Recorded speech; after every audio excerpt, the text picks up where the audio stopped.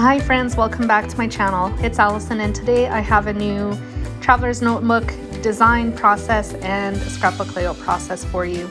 If you don't want to stick around for the design process, you can skip ahead to about 3 minutes, and that is where the scrapbook process starts.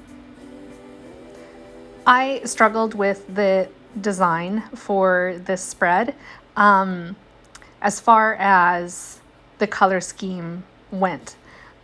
Because this is a design about, or a story about milk and drinking milk and how quickly it goes in our house, I knew that I wanted to stick with a black and white color theme to highlight where milk comes from, which is cows.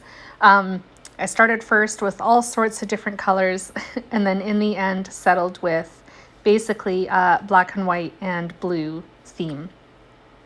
I also knew that I wanted to include milk as a title. It's going to be layered over top of the photo. The photo is going to be 4 by 6 inches and it's going to be on the right hand page, whereas on the left hand page, the 4 by 6 space that's left is going to be reserved for my journaling. I do end up adding a few embellishments. Here you can see I was playing around with the colors and I'm thinking this is going to be what the color scheme is until closer to the end of the design process where I change it to black and white and a little bit of like a minty blue kind of color.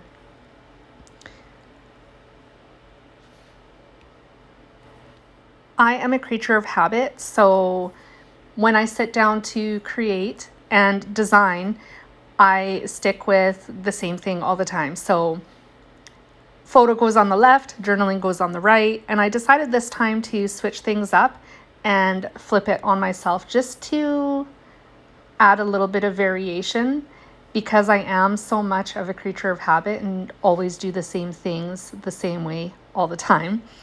That is why I decided to put the photo on the right instead of the left, and then the journaling on the left instead of the right.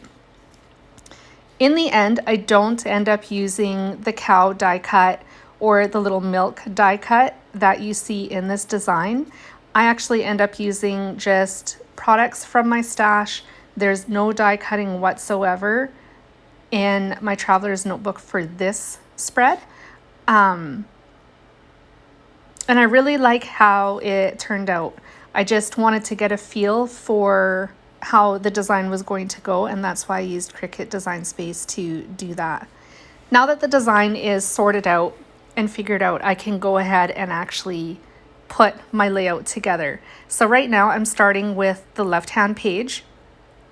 I took some paper from my stash, this white pattern paper. It has little black hearts on it. They're really tiny, so it's hard to see on the screen, but that's what the pattern is.